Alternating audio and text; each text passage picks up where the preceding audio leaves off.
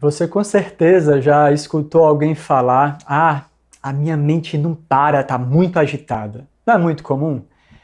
Até a nossa também fica assim em alguns momentos, não é verdade?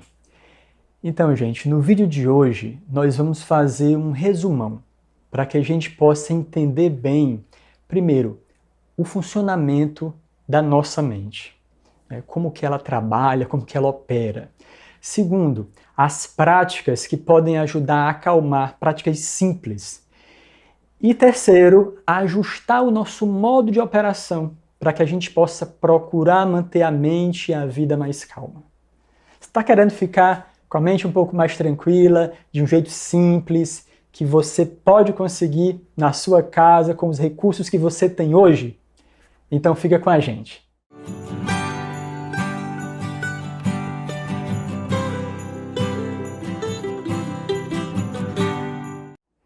A mente, ela se agita normalmente, especialmente porque hoje em dia a gente está expostos a muitos estímulos.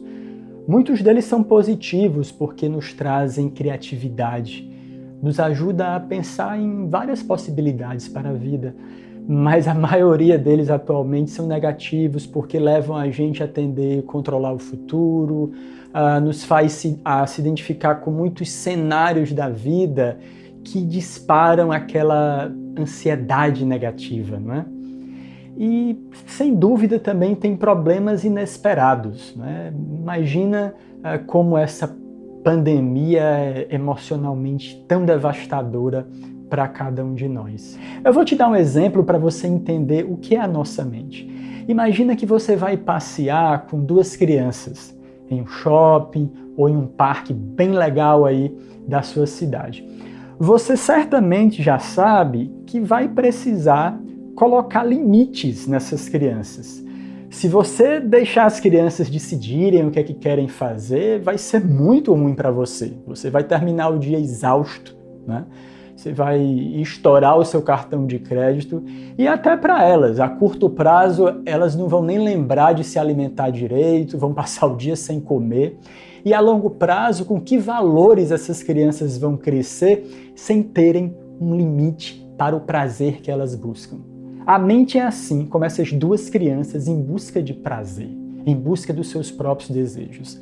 Mas nós sabemos que, assim como essas crianças, todos nós precisamos de limites saudáveis. Por isso, essa dimensão da psique que busca prazer precisa de uma outra instância para ajudar na sua própria regulação. E tem muitas maneiras de entender a mente para poder equilibrá-la melhor. Por exemplo, a psicanálise, né? Eu vou dar um exemplo bem sucinto de como ela explica o funcionamento da nossa mente. Nós temos um ego, né, que é a nossa estrutura identitária, que precisa mediar duas áreas básicas do nosso psiquismo. De um lado, o id, que guarda as nossas pulsões, né, que está sempre em busca de novos prazeres, de novos desejos. E de outro lado tem o superego, que é a área do psiquismo que normatiza, que delimita a conduta do sujeito, que diz o que a gente pode, o que não pode fazer. Enfim, é um conflito entre prazer e censura, mas que é fundamental para manter o psiquismo de qualquer pessoa saudável. Já o Bhagavad Gita, uma escritura milenar do Oriente, ele apresenta, de certa forma, um modelo muito parecido com esse da psicanálise, né? Com esse esquema de explicação da mente. Para o Bhagavad Gita, a mente é a área onde nós temos pensamentos, desejos, emoções, mas tem uma outra área, que é a inteligência, que é o que produz discernimento, que ajuda a gente a diferenciar o que deve e o que não deve ser feito. Ou seja, que vai dizer até que ponto o que é que aquelas crianças vão comprar no parque. Até que ponto os nossos desejos valem a pena serem realizados, valem a pena a gente correr tanto atrás deles? Tem uma história no Bhagavad Gita bem interessante que mostra bem essa diferença. Essa história compara os nossos desejos com os rios que desaguam no oceano. Imagina a quantidade de rios, né, gente, que desaguam o tempo inteiro em todas as áreas do mundo no oceano. Não é? Esses rios, eles representam os incontáveis desejos da nossa mente. E o mais impressionante é que o oceano, ele não transborda, né? Ele está sempre ali equânime, ele não invade as áreas terrestres, né? Então, assim uma pessoa sábia, ela recebe o fluxo de vários e vários desejos, assim como os rios, mas do mesmo jeito que o oceano, ela não se perturba, ou então ela se perturba menos, né? Porque com o discernimento da inteligência, com o discernimento do superego, a gente vai entender que a mente faz parte de nós, mas que a gente não precisa acreditar o tempo inteiro nela, o tempo inteiro correndo atrás do que nem sempre vale a pena. Embora a mente sempre queira prazer, nós nem sempre precisamos acreditar na própria mente, né? Nós não precisamos acreditar que somos representados por ela. Daí a gente compreende que sempre haverá conflito entre o que a gente quer fazer e o que a gente deve fazer. E sempre a gente vai precisar dessa mediação do ego. Isso é muito saudável, mas nós só vamos conseguir mediar se a gente ficar na posição de observador dos desejos e não correndo atrás dos desejos, de observador do discernimento. Por isso, algumas práticas são fundamentais para a gente desenvolver essa posição de observador, para a gente aquietar a mente. E tem muitas. A gente pode lembrar algumas aqui que eu considero bem importantes e que são fáceis para qualquer pessoa começar a fazer. Muitas delas são bastante comuns, como, por exemplo, a redução de estímulos, produzir higiene mental, como selecionar o que vê na televisão, nas redes sociais, especialmente notícias ansiogênicas para você, né? Que gere tanto de um lado euforia, como também ansiedade.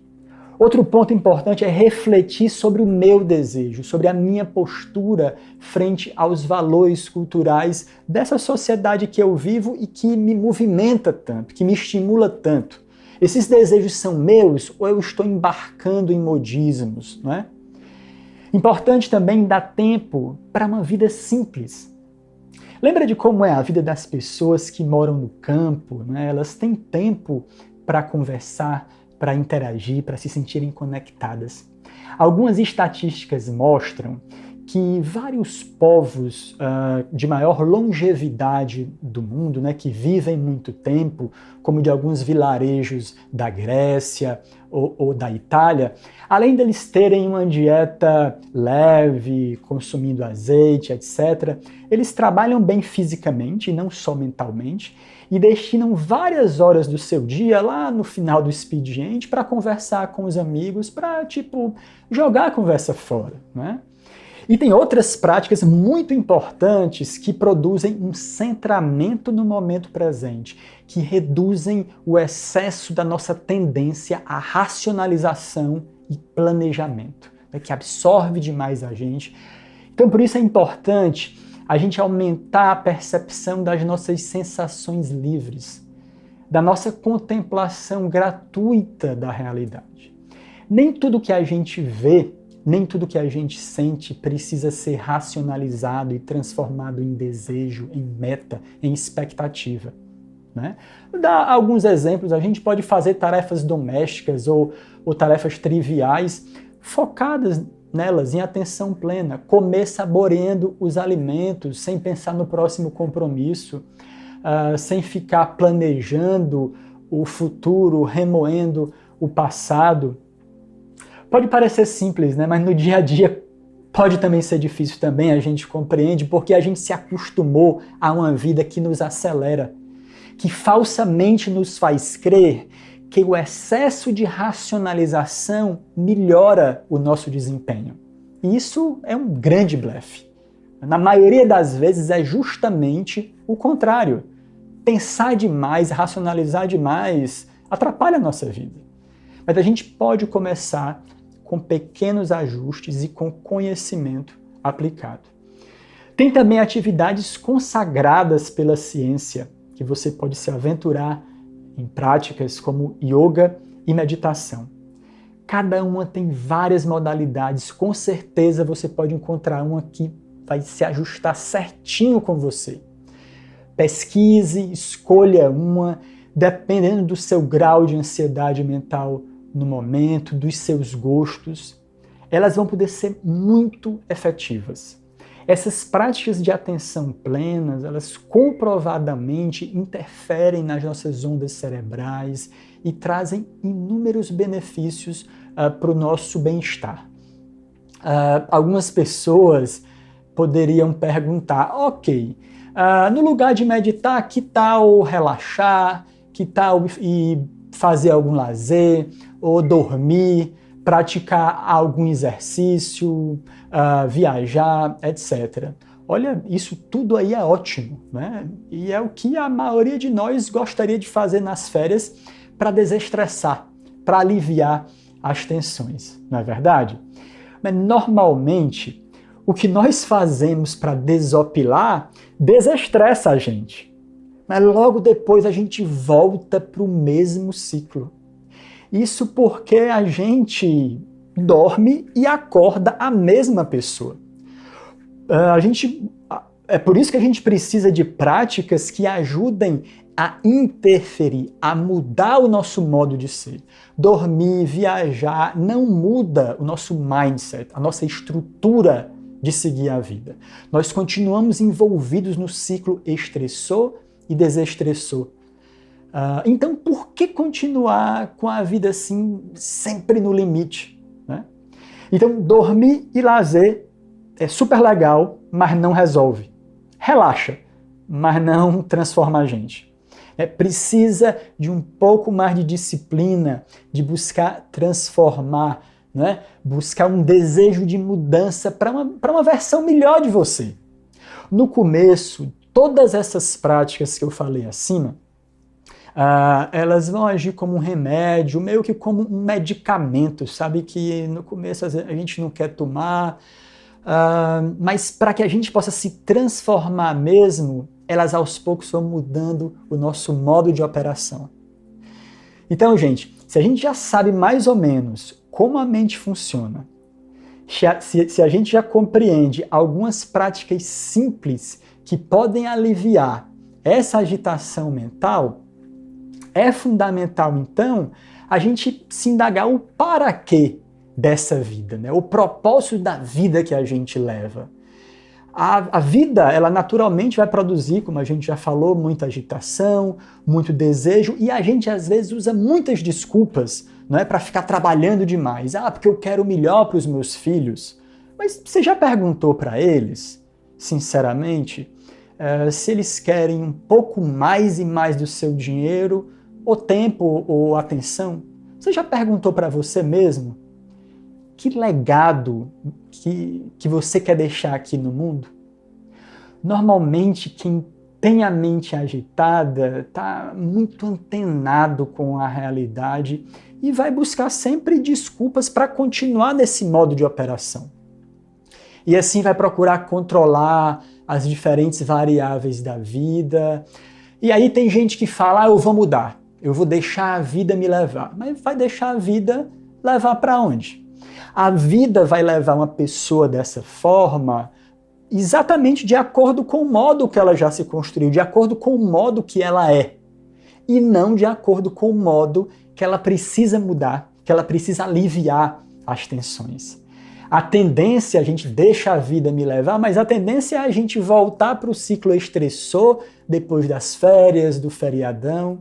A gente não consegue facilmente fugir das nossas inclinações naturais, dos traços profundos da nossa personalidade, porque eles foram edificados ao longo de muitos anos, né?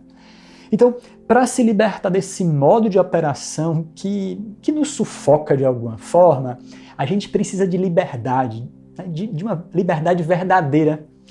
Tem um psicólogo norte-americano, né, do século passado, bem famoso, chamado Rollo May.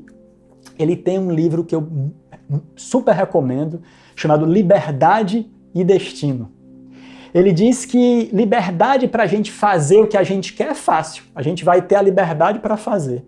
Agora, liberdade para ser é bem diferente de liberdade para fazer. Liberdade para ser é um movimento de longo prazo, né? Que aos poucos vai fazer ajustes no nosso modo de operação. E que, claro, só em você já ter identificado o que precisa mudar já é um grande passo, né? Se você já viu que o seu estilo de vida já não é mais sustentável, é um grande começo.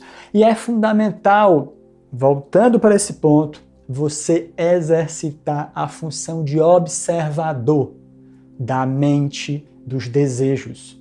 Você não necessariamente é a sua mente, não necessariamente é os seus desejos. E com o que eu falei aqui, você pode começar a acessar uma área diferente de você mesmo. Esse processo de busca do eu profundo leva tempo, precisa de uma metodologia, mas é nele, é com ele que nós podemos desenvolver novos propósitos, novas razões para a nossa existência aqui no mundo.